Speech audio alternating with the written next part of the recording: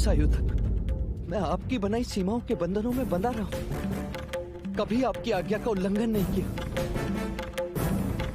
पिताजी, मैं अब केवल आपका पुत्र हूं। आप मुझे शाक्यों का राजा बनाने जा रहे हैं। इसीलिए मैं आपसे आज एक प्रश्न पूछता हूं, क्या परानुभव से स्वानुभव का मूल्य अधिक नहीं होता? आचार्य कौंडिन्य कहते थे, सही राजा वही होता है जो राज सिंहासन पर प्रजा के हृदय में विराजमान।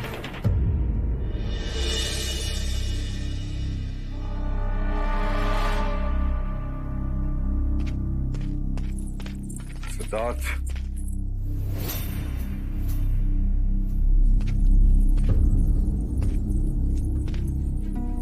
लगता है युवराज हम सबको अवाक करने पर तुले हुए हैं।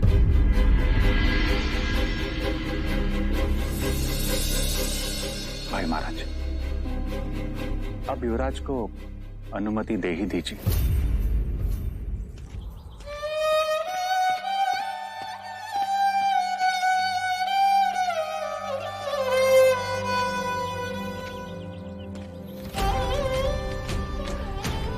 क्यों मुझे ऐसा लगता है कि सब मुझसे कुछ छिपा रहे हैं?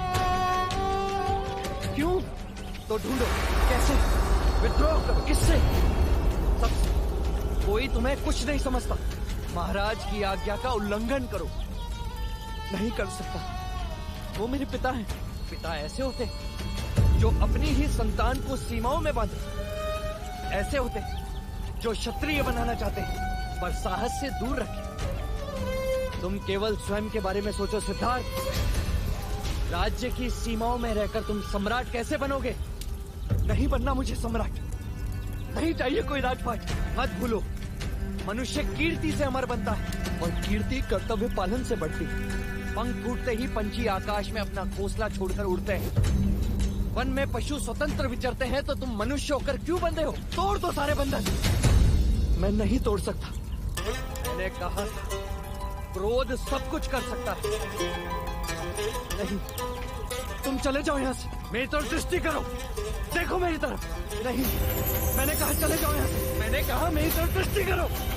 नहीं, मैंने कहा दृष्टि करो मेरी तरफ।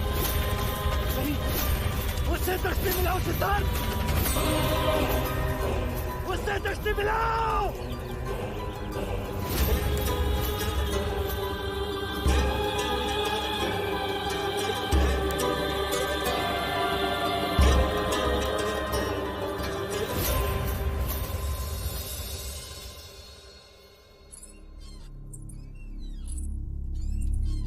पिताजी, एक बात कहूं?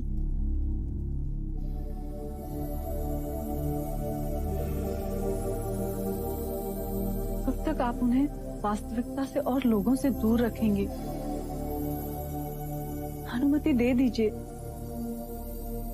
चाहे लाख जतन कर ले राजन, तेरा पुत्र सन्यासी ही बनेगा। असित मुनि की भविष्यवाणी तुम नहीं जानती, अन्यथा ऐसा कभी न कहते। मैं जानती हूँ, माँ ने मुझे सब कुछ बता दिया है।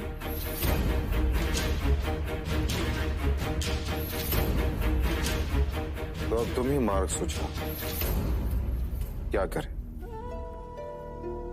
गुरु वाचस्पति का कहना है कि ग्रहों के अनुसार सिद्धार्थ कोमल हृदय का है। दूसरों की पीड़ा को वो तुरंत अपनी पीड़ा बना देता है और पीड़ा वैराग्य को जन्म देती है। वैराग्य को। कदाचित सत्य है, पर आज तक वो अकेले थे। अब मैं उनके साथ हूँ। आप मुझ पर विश्वास करें। अपने पति को हर दुख से, पीड़ा से, हर चिंता से मुक्त रखना ही पत्नी का धर्म होता है। देव, गोपा बहू की बात सोचने योग्य है। आज तक वो अकेला था, किंतु अब गोपा उसके साथ है। और ये सिद्धार्थ की भावनाओं को भली भांति समझती। आप गोपा पर विश्वास रखें, सब संभाल लेगी। हमें इतना तो करना ही होगा यदि हमें कपिलवस्तु को उसका पराक्रमी राजा देना है।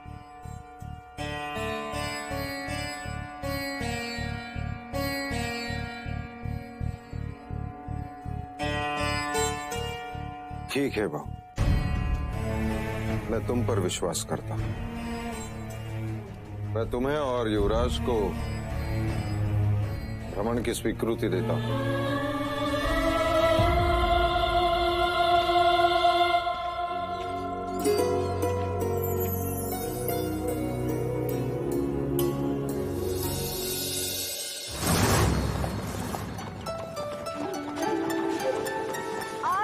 युवराज!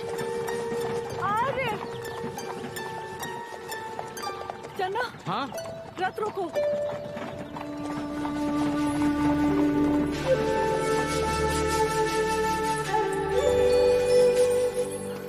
आर्य! आर्य! आर्य!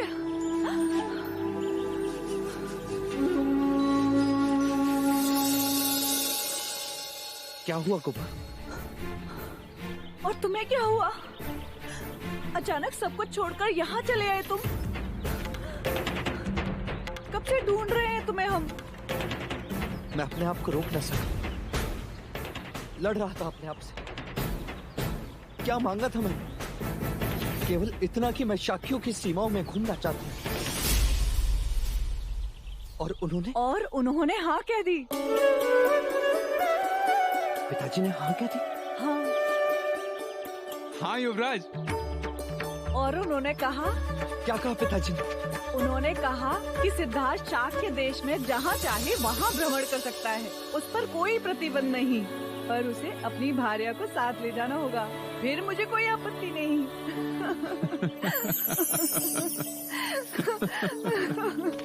उपहास कर रही हूँ मुझसे? नहीं, सच कह रही हूँ।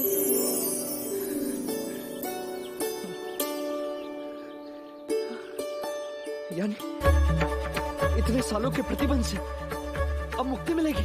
हाँ युवराज। हाँ चलो।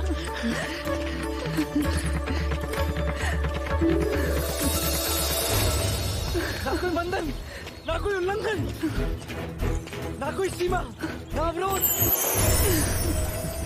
यानी क्षितिज के उस पार दृष्टि पहुंचे वहां तक। एक लंबा मार्ग, इसका कोई मोड़ नहीं। अपनी इच्छा के रथ पर सवार निरंकुश। क्या हुआ युवराज? हवाएं बदल गई गोपा, हवाएं बदल गई। चलो।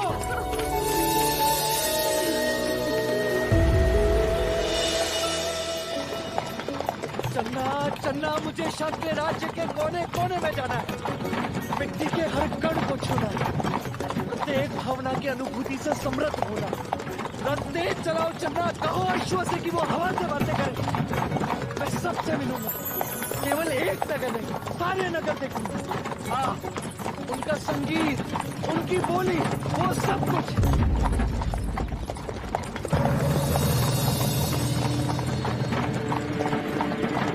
मैं तो ये संदेश देने आई थी कि हल्दी लगाने के बाद आपको महल के बाहर जाना मना है। चन्ना रथ रुको। क्या हुआ गोपा? कहाँ जा रही हो? सुनो।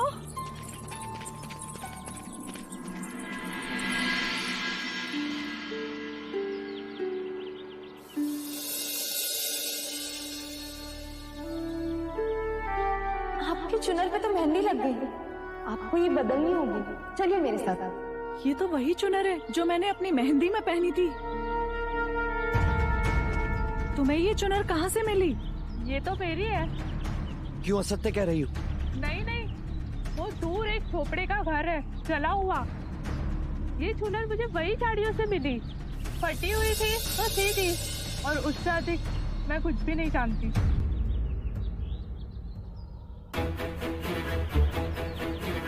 जला हुआ घर?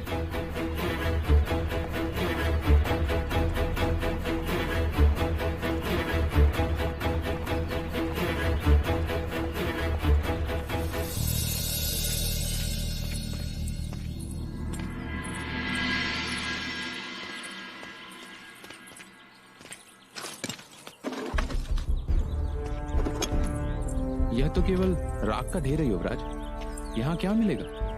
कुछ तो होगा, नहीं तो इतनी दूर चूनर कैसे मिलती?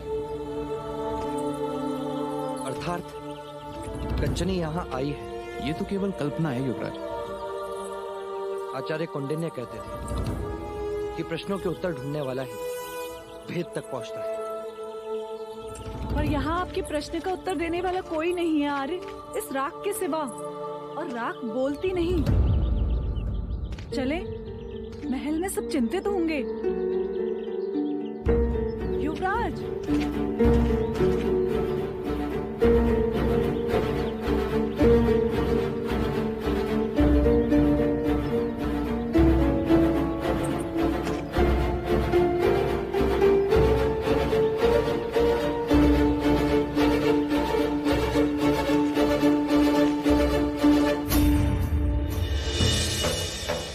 कभी कभी राख भी बोलती है गोपा, और इस समय ये कह रही है कि ये माला ज्येष्ठ की है।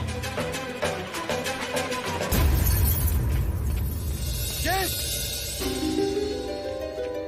ज्येष्ठ, ज्येष्ठ कहाँ है? काम का कहाँ है ज्येष्ठ?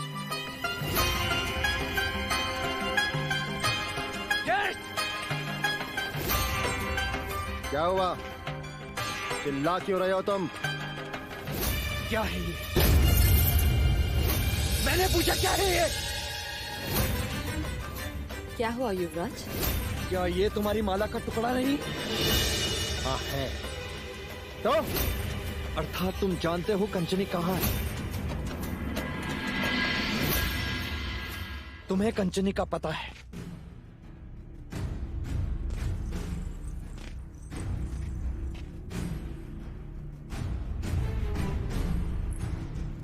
ये तुम क्या कह रहे हो युवराज? और ये टुकड़ा मिला कहाँ से? उसी चले हुए आवाज से जहां गोपा की चुनर मिली, जिसे धुलवा ने उस रात कंचनी लेकर गई थी। तुम जानते हो ज्येष्ठ, कंचनी के बारे में तुम जानते हो? नहीं, मैं कुछ नहीं जानता। तो ये माला का टुकड़ा वहां कैसे पहुंचा? कहा ना, मैं नहीं जानता। मेरे विवाह की रात तुम राजमहल में नहीं थे ज्येष्ठ। प्रातःकाल लौटे थे। काकी माँ भी चिंतित थी। तुम कहना क्या चाहते हो? कहना नहीं, मैं पूछना चाहता हूँ कि ये वहां पहुंचा कैसे?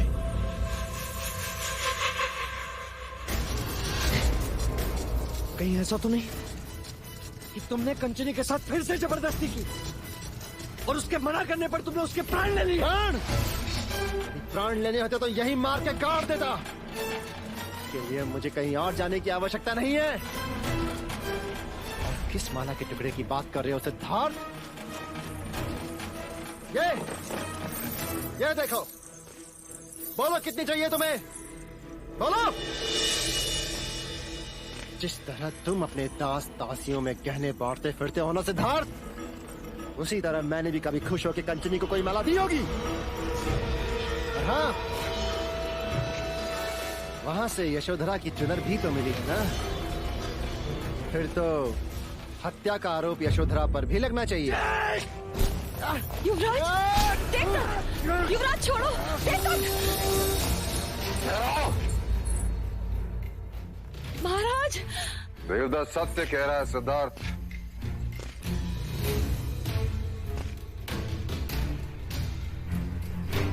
उस गणिका को देवदत्त ने नहीं मारा।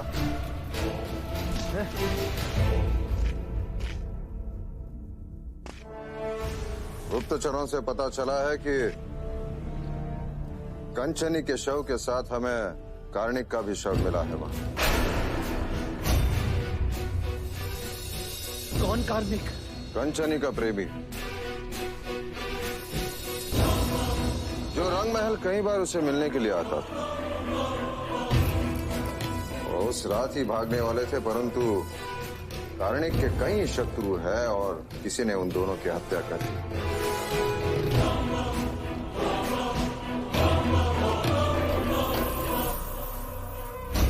देख लीजिए महाराज, देख देख लीजिए, मेरा देवदत्त कितना भी बुरा हो, परंतु किसी की हत्या नहीं कर सकता। और तुमने आज अपने ज्येष्ठ को हत्यारा भी बना दिया। क्षमा करना मंगला।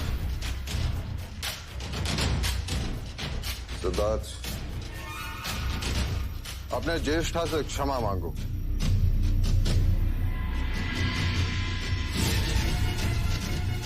क्षमा मांगो।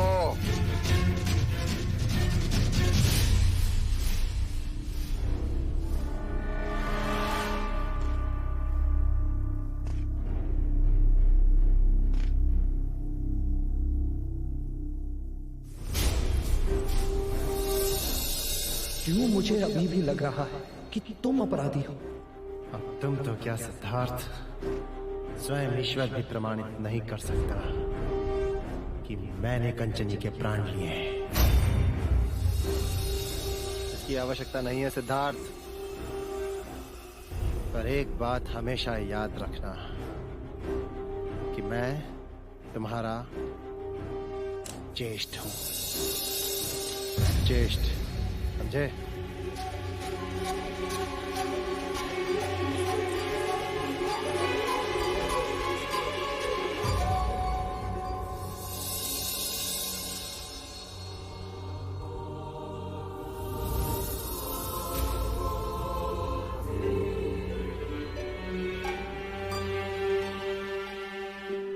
तुम्हारे आंसू तो रुकने का नाम ही नहीं ले रहे।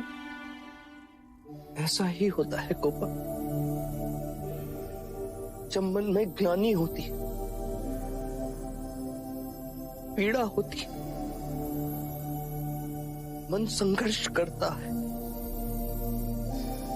तब मेरी आंखों से आंसू नहीं रुकते। पहले भी कहा था और आज भी कह रही हूँ आर्य कि जीवन को इतनी गंभीरता से ना लो कि वो बोझ लगे।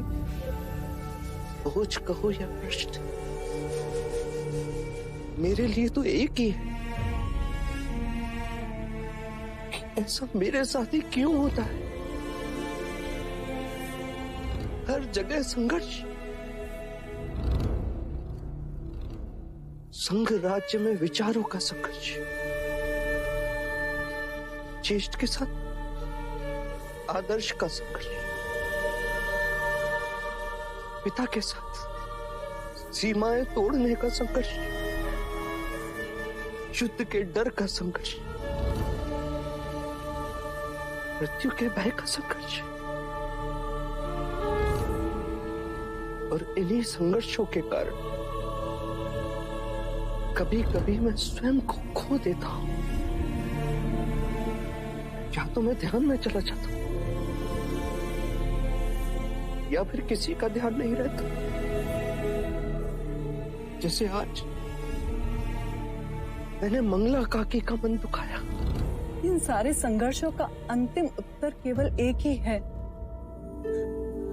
आसपास की परिस्थिति को बदलो और प्रारंभ स्वयं से करो। शाक्य राज का भ्रमण करना तुम्हारी इच्छा है और महाराज की अनुमति भी है, तो हम यहाँ क्यों हैं? नई जगह में क्यों नहीं? नई जगह, नए लोग, नए विचार। हाँ गोपा, कदाचित कोई ऐसी जगह जहां पीड़ा ही ना हो।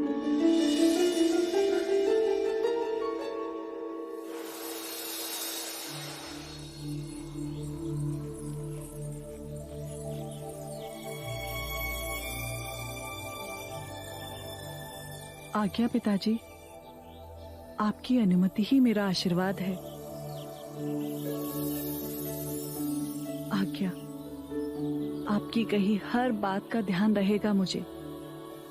उन्हें प्रसन्न रखने के प्रयत्न में कोई कमी ना होगी। पर आप भी मुझे एक वचन दीजिए कि आप हमारी चिंता नहीं करेंगी।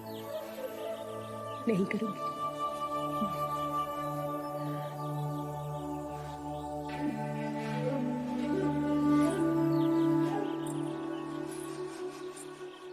आप भी महादेवी का ध्यान रखिएगा। और तुम भी अपना ध्यान रखना और सिद्धार्थ का भी। जी। और अब मुहूर्त बीतने से पहले प्रस्थान करो।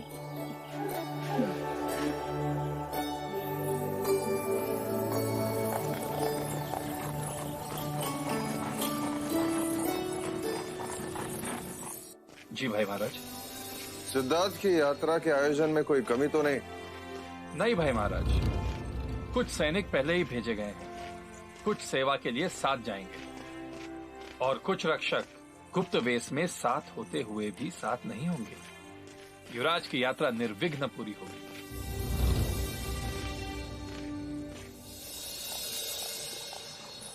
युवराज, हम जहाँ ठहरने वाले हैं वहाँ फूलों की एक घाटी है। वहाँ राजकुमारी के पसंद के कई फूल खिलते हैं। देखो, मार्ग में 2 मोड़ जा रहे हैं।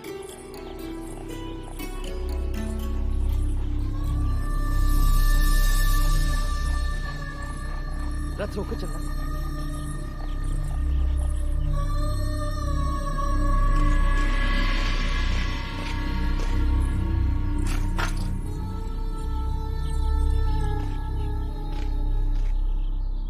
आप लोग पीछे क्यों जा रहे हैं?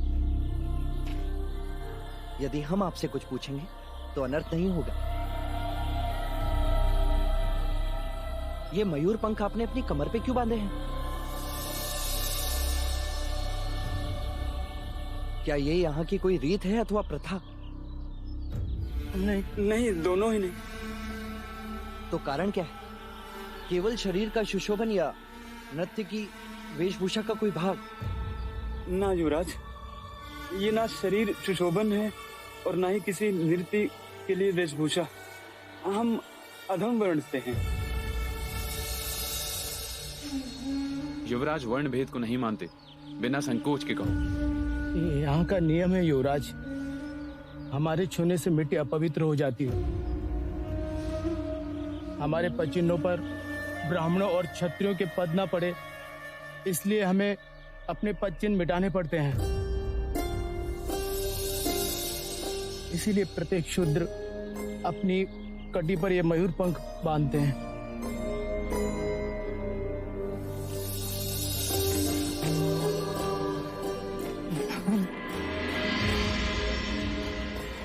ये कैसी रीत है? मनुष्यता का कितना बड़ा अपमान है।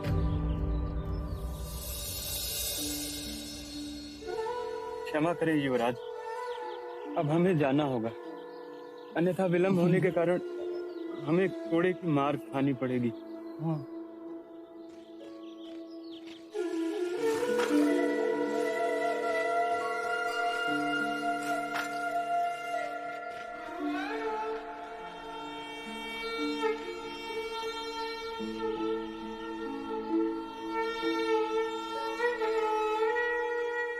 निवेदन तो केवल इतना ही है महाराज कि युद्ध में विजय के पश्चात प्रसन्नजीत ने शाक्य राजाओं को युद्ध खर्च देने की बात कही थी, परंतु प्रसन्नजीत अभी तक चुप है और अब तो युवराज भी चले गए। युद्ध में हथियारों के निर्माण में हमारे राजकोष को भारी हानि पहुंची है महाराज, और अब तो स्थिति यह है कि राजकोष में आपातकाल के लिए भी धन नहीं बचा। आप चिंता न करें, आप मंत्री उदयन से मिलकर आवश्यक धन राजकोष से ले ले। युवराज सिद्धार्थ आते ही हम प्रसन्नजीत से बात करेंगे। एक प्रश्न है महाराज शुद्धोदन, यदि प्रसन्नजीत ने युद्ध खर्च देने से मना कर दिया तो हम महाकौशल से बात करेंगे। वो न्याय प्रिय राजा है और प्रसन्नजीत उनकी बात टाल नहीं सकता।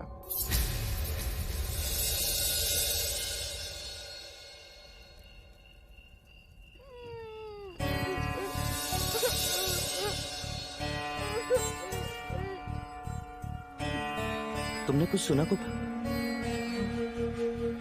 क्या? किसी बालक के रोने की आवाज।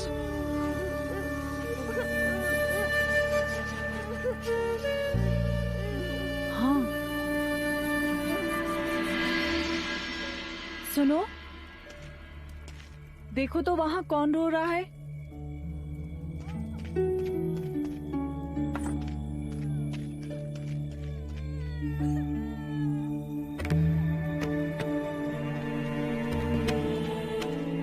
सा बालक है अशोक भाई।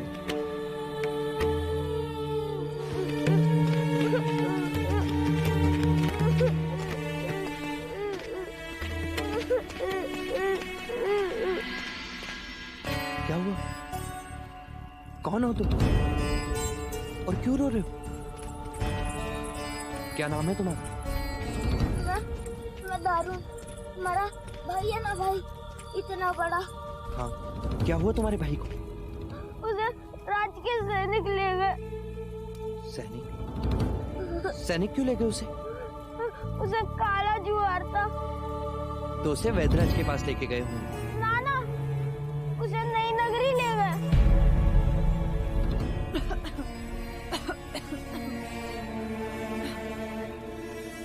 नई नगरी? युवराज को नई नगरी के बारे में ज्ञात हो गया तो अनर्थ हो जाएगा। लगता है डर गया होगा। हमें शीघ्र ही इसके माता पिता के पास जाना चाहिए। आपका घर कहाँ है? उधर। क्या तुम चलोगे? हाँ हाँ, क्यों नहीं, अवश्य। परंतु इस अंधेरे में अनजान जंगल से जाना उचित न होगा युवराज।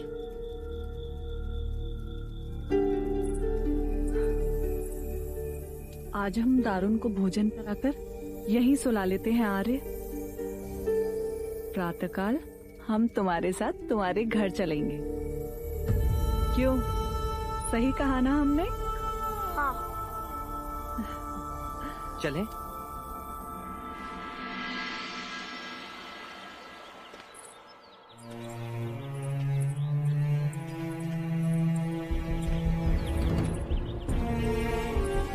आइए ना महाराज, आइए।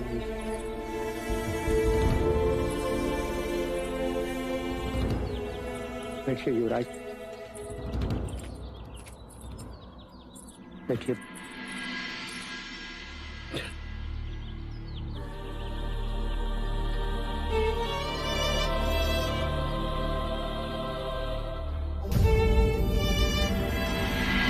खाने में जो था तो आपको दे दिया है युवराज।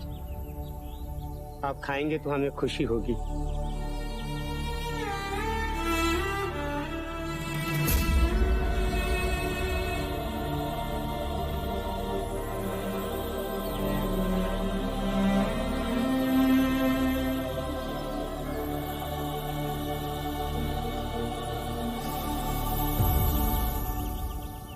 आपका पूरा परिवार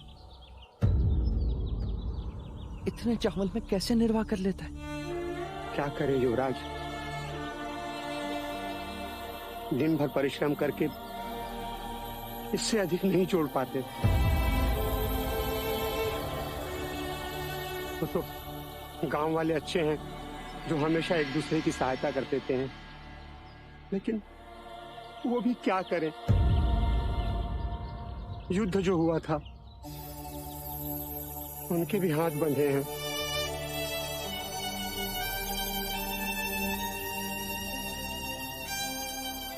आपका दारुण कह रहा था राज्य के सैनिक इसके भाई को कहीं ले गए, किसी नई नगरी में।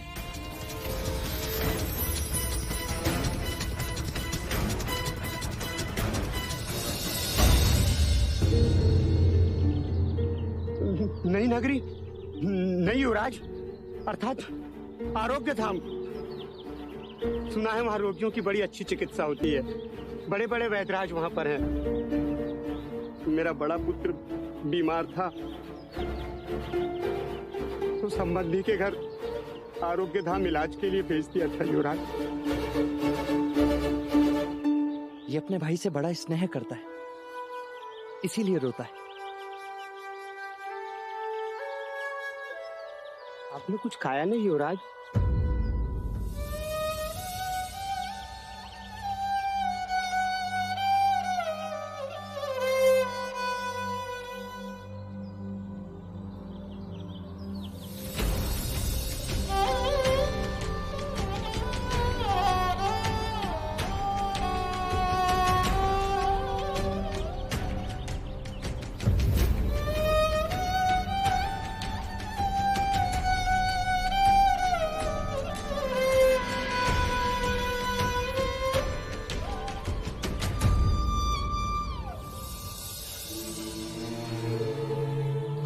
युवराज सिद्धार्थ है ना?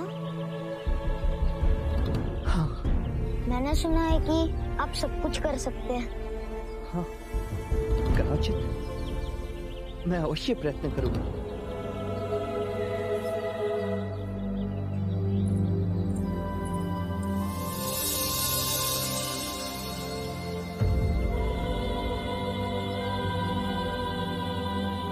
बाबा,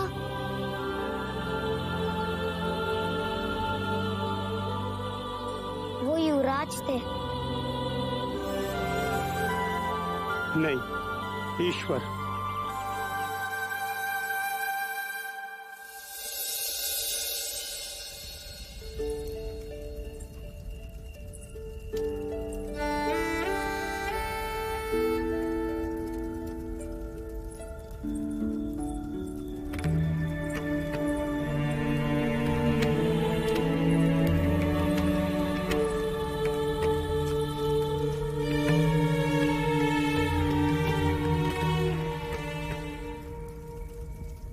एक और संघर्ष गोपा।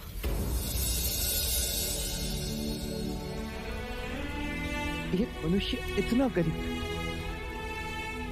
कि उसको पेट भरने के लिए चावल का एक दाना नहीं, और एक मनुष्य इतना धनी कि यज्ञ में ब्राह्मणों को सोने का दान दे और पशुओं की बलि चढ़ाए। इतनी विषमता क्यों?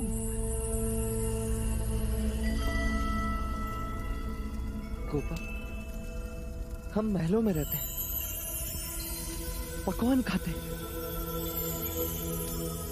तो फिर मिट्टी में रहने वालों को कैसे समझ पाएंगे?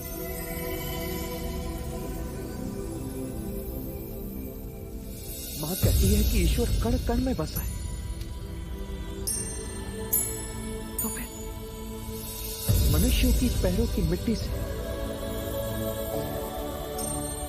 ईश्वर अछूता कैसे होगी? इतना मत सोचो आर्य। ठंड बढ़ रही है, भीतर चलें?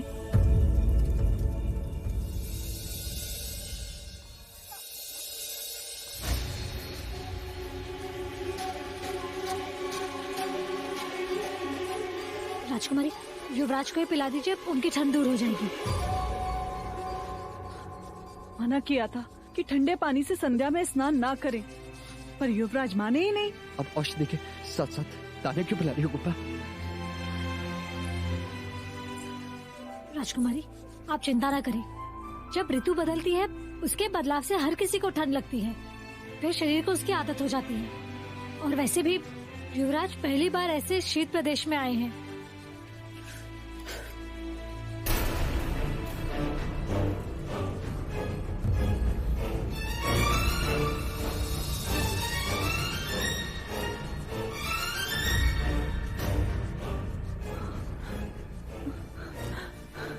लौशिका, इन्हें कुछ होगा तो नहीं ना? कुछ नहीं होगा मुझे। यदि कुछ हुआ भी तो हम भी नई नगरी चलेंगे। दारुण के पिता कह रहे थे ना कि वहां सबकी चिकित्सा होती है, बड़े बड़े वैद्यराज हैं। कुछ नहीं होगा मुझे।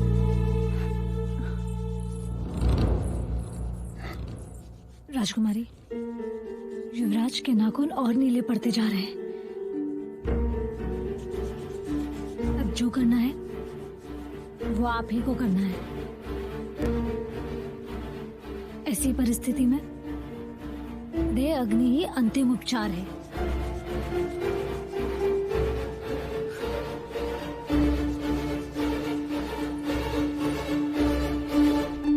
चन्ना,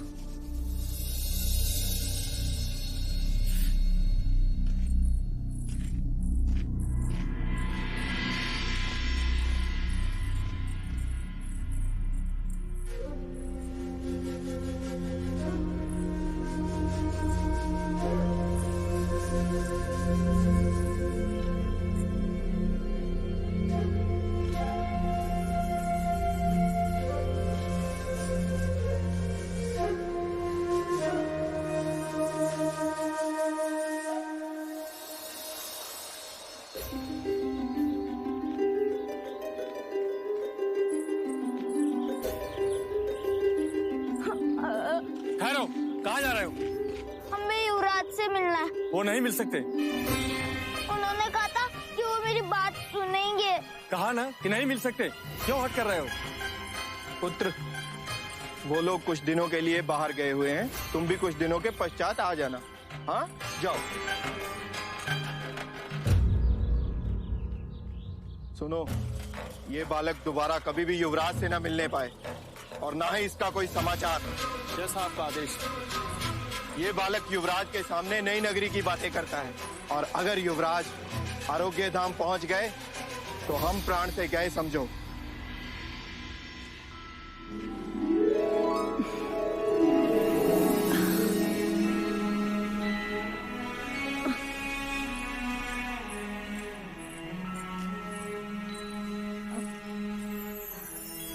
युवराज कैसे है? कुछ आराम हुआ? हाँ, वो तो प्रातःकाल होते ही सूर्योदय देखने भी चले गए। अर्थात देह रखने का उपचार सार्थक निकला।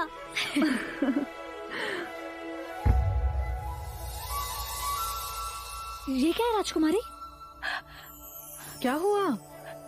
आपके हाथ का वो सूत्र? कैसा सूत्र? ये सूत्र कुलगुरु ने तुम्हें पुत्र रत्न प्राप्ति के लिए दिया है। जिस दिन संतान का आगमन संभव हो जाता है, ये सूत्र अपने आप छूट जाता है। वो सूत्र टूट गया अर्थात?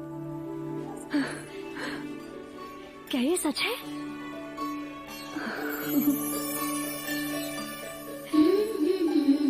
क्या युवराज सिद्धार्थ इस बात से ज्ञात है? तो कब बताएंगी? मैं नहीं कह पाऊंगी। महादेवी से कहूंगी, वही बताएंगी। ठीक सोचा। लौशिका जी,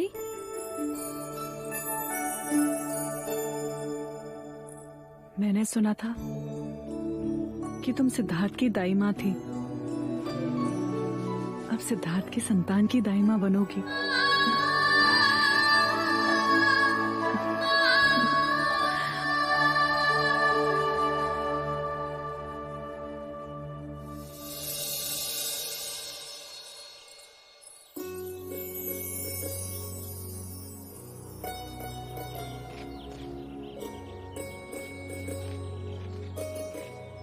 चलो कुपा, चन्ना आज हमें सामने वाले बर्फ के पर्वत के पास ले जा रहा है। पर आज हम मंदिर जाना चाहते हैं युवराज।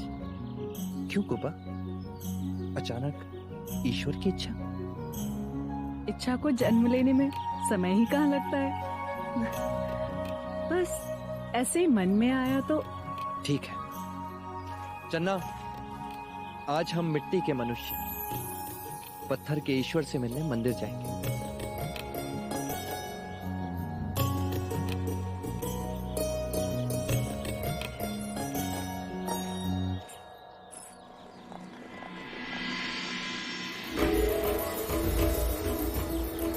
तुम नहीं बताना चाहती तो ठीक है, परंतु कोई बात अवश्य जो तुम्हारा चेहरा खुशी से चमक रहा है। बस ऐसे ही आपका ज्वर उतर गया और मेरे गालों पर खुशी चढ़ गई। दारू, रथ रोको चन्ना। युवराज!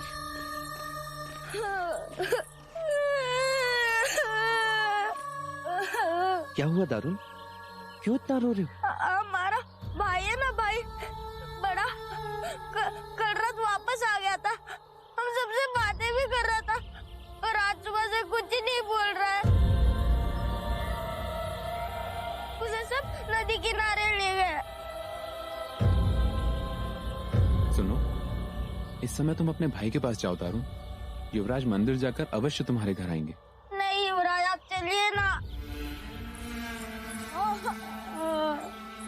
तारुण, हमें पहाड़ी वाले मंदिर जाना है, देर हो जाएगी। नहीं युवराज, आप चलिए।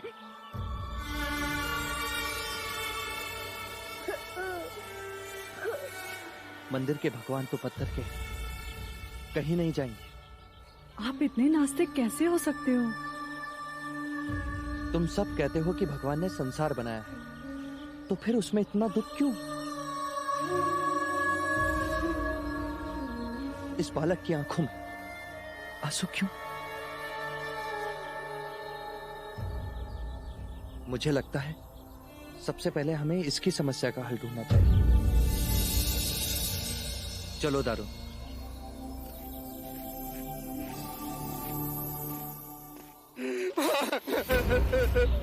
चलो, सबको जल्दी से उठाओ, पानी में बहा दो। तुम लोग जानते हो कि महाराज का आदेश क्या है? युवराज के सामने कोई भी पीड़ादायक घटना नहीं घटनी चाहिए। बस एक बार, अंतिम बार मेरे पुत्र का चेहरा देखने दीजिए।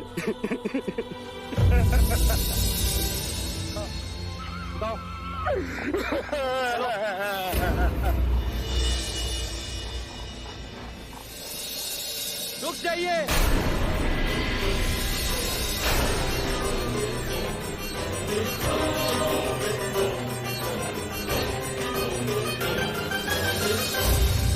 सत्य कथा, पुरुषार्थ कथा, सुनो सुनो सिद्धार्थ कथा।